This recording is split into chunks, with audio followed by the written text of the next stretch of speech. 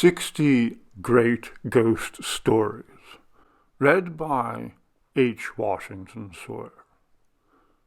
Tonight's story, The Metronome, by August Derleth.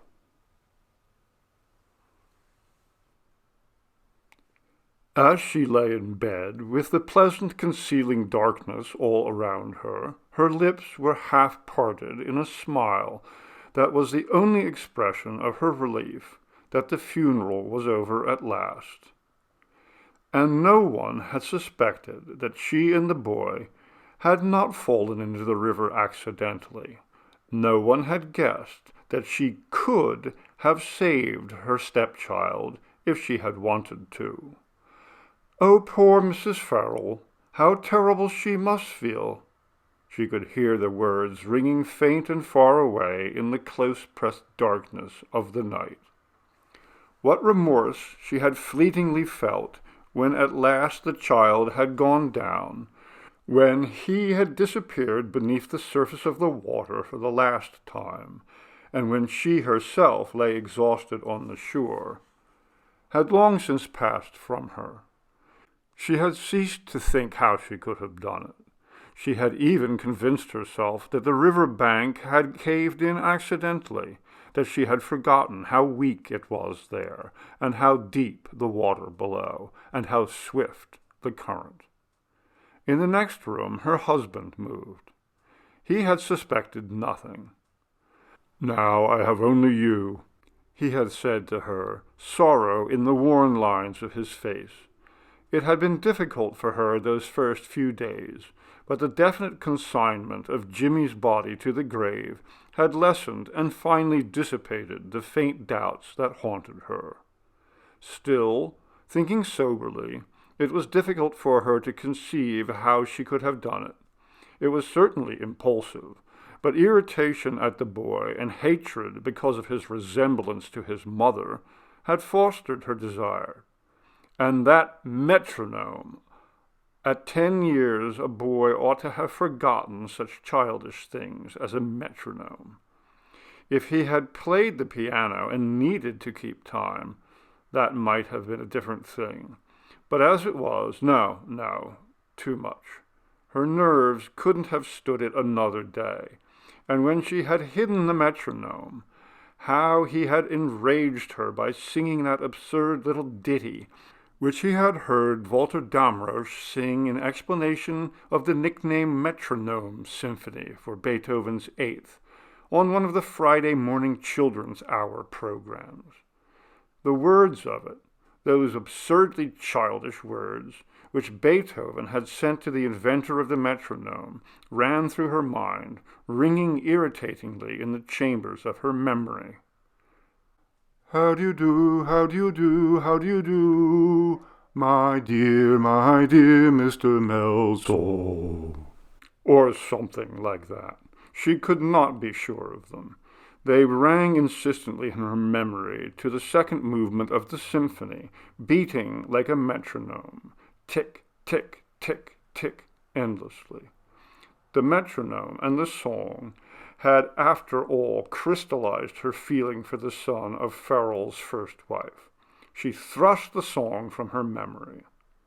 Then abruptly she began to wonder where she had hidden the metronome.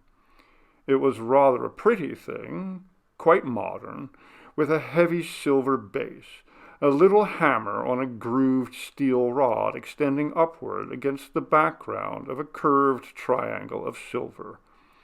She had not yielded to her first impulse to destroy it, because she had thought that after the boy was gone, it would make a lovely ornament, even though it had belonged to Jimmy's mother. For a moment she thought of Margot, who ought to be glad that she had sent Jimmy to his mother, provided there was a place beyond. She remembered that Margot had believed. Could she have put the thing on one of the shelves in her closet? Perhaps. It was odd that she could not remember something which still stood out as one of her most important acts in the few days immediately preceding Jimmy's drowning. She lay thinking about it, thinking how attractive it would look on the grand piano, just a single ornament, silver against the piano's brownish black. And then suddenly the ticking of the metronome broke into her ruminations. How odd, she thought, that it should sound just now, while her thoughts dwelt on it. The sound came quite clearly. Tick, tick, tick, tick, tick, tick. But when she tried to ascertain its direction, she could not do so. It seemed to swell, growing louder, and fading away again, which was most unusual. She reflected that she had never known it to do that before in all the time that Jimmy had plagued her with its ticking. She became more alert, listening more intently. Abruptly she thought of something that sent an arresting thrill coursing through her. For a moment she held her breath, suspended her faculties. Didn't she hide the metronome after Jimmy had given it to her to wind? Unless her memory failed her, she did. Then it could not now be ticking, for it had been run down, and it had not been wound up again. For a fleeting moment she wondered whether Henry had found it and wound it for a joke and set it going at this hour. She glanced at her wristwatch. 1:15. It seemed a far stretch of the imagination to believe Henry capable of such a joke. More likely, he would confront her with his find and say, "Look here, I thought you told me Jimmy lost this. Here I find it on your shelf. He couldn't possibly have reached there." The thought reminded her that she had hidden it somewhere above Jimmy's reach. She listened. Tick, tick, tick, tick, tick, tick. Did Henry hear that? She wondered. Probably not. He slept quite soundly always. After a moment of hesitation, she got up, groped about in the dark for her electric candle, and went to the closet. She opened the door, thrust her hand and the candle into the yawning maw of dark, and listened. No, the metronome was not there. Yet she could not help pulling one or two hat boxes aside to be sure. She almost always hid things there. She withdrew from the closet and stood leaning against its closed door, her brow marred by a frown of irritation. Good heavens! Was she destined to hear that infernal ticking even after Jimmy's death? She moved resolutely to the door of her room. But suddenly a new sound struck into her consciousness. Someone was walking about beyond the door somewhere, padding about on soft, muffled feet. Her first thought was naturally enough of Henry, but even as the thought occurred to her, she heard his bed creak. She wanted to imagine that for some reason the maid or the cook had returned to the house, but she could not accept the absurdity of the thought of their returning for anything at 1 o'clock in the morning. And burglars were out of the question. Her hand hesitated on the knob. Then she opened the door almost angrily and looked into the hall, holding the electric candle high above her. There was nothing there. She recognized instantly that she would have preferred to see someone there. How too absurd, she thought, apprehensively irritated. At the same moment she heard the footsteps again, slight and far away now, sounding faintly from downstairs. The ticking of the metronome had become more insistent. So loud it was that for a frantic instant she was afraid it might wake Henry.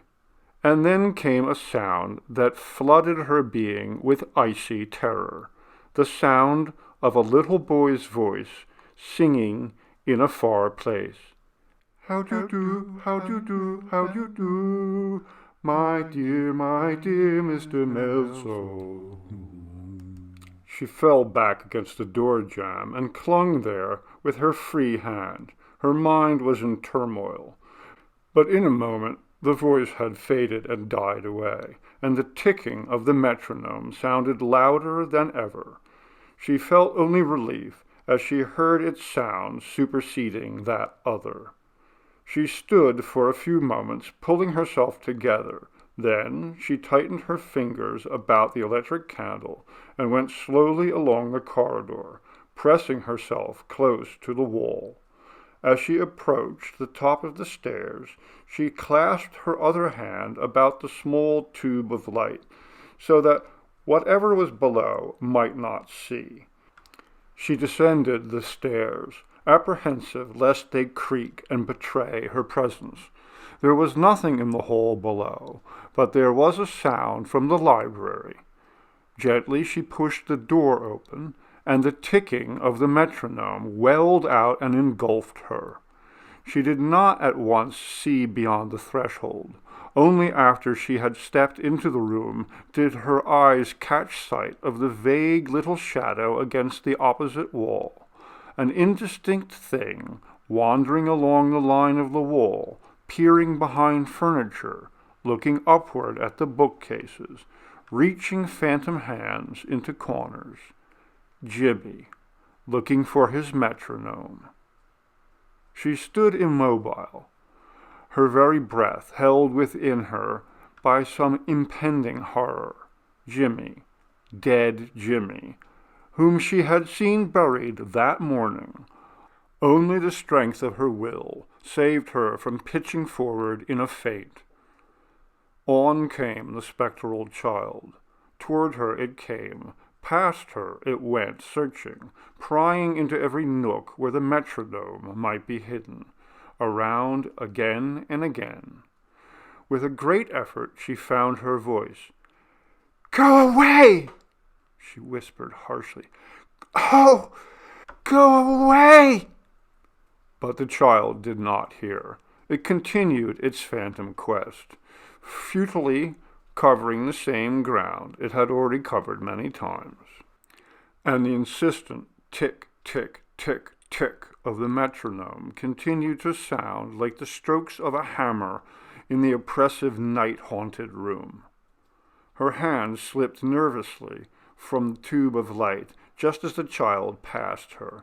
She saw its face turned up toward her, its eyes, usually so kind, now malevolent, its mouth petulant and angry, its little hands clenched. Frantically, she turned to escape, but the door would not open. After 3 futile attempts to wrench it open, she looked for some obstacle to its movement. The child was there at her side, holding its hand lightly against the door, its touch enough to keep the door immobile. She tried once again. The knob turned in her hand as before, but the door refused to budge. The expression on the child's face had become so malignant that she dropped the electric candle in a sudden fright and fled toward the window directly opposite the door. But the child was there before her.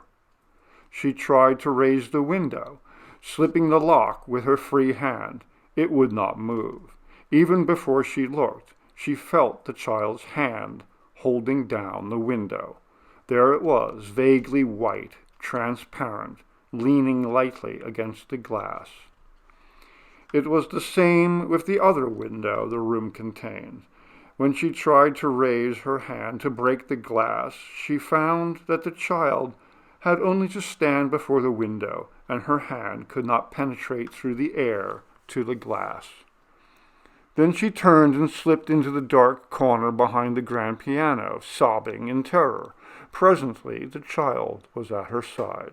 She felt it emanating a ghastly cold that penetrated her thin nightclothes.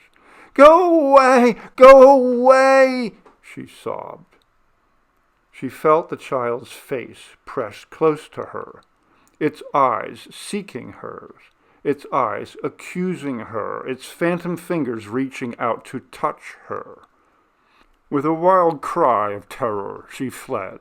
Once more she made for the door, but the child was there before her hand fell upon the knob, and she knew without turning the knob that her effort was in vain. Then she tried to snap on the light, but the same influence that had prevented her from breaking the window was again at work. Once more she sought the comparative safety of a dark corner, and again the child found her out and nuzzled close to her, like an animal seeking warmth. Then suddenly the gates of her mind pressed inward and collapsed. She felt a deeper, more maddening fear invading her reason. She began to beat at the enclosed walls with her clenched fist. Then she found her voice and screamed to release the malefic horror that hemmed her in. The last thing she knew was the pulling of the child's spectral hands at her wrist. Then she collapsed in a heap against the wall. Something struck her a sharp blow against the temple, and at the same instant the clammy frigidity of the child's phantom body pressed down upon her face. The waiting darkness advanced and engulfed her. Henry Farwell found his wife lying against the wall near the grand piano. He came to his knees at her side. He had had enough medical training to suspect that his wife had been suffocated by something wet, for there was still a dampness on her features. He did not understand the strong smell of the river in the room. Looking upward, he saw an enormous landscape painting hanging awry above her body, but certainly this could not have made the wound in her temple. Then abruptly he saw what had struck his wife in falling from behind the landscape where it had been hidden. It was the metronome.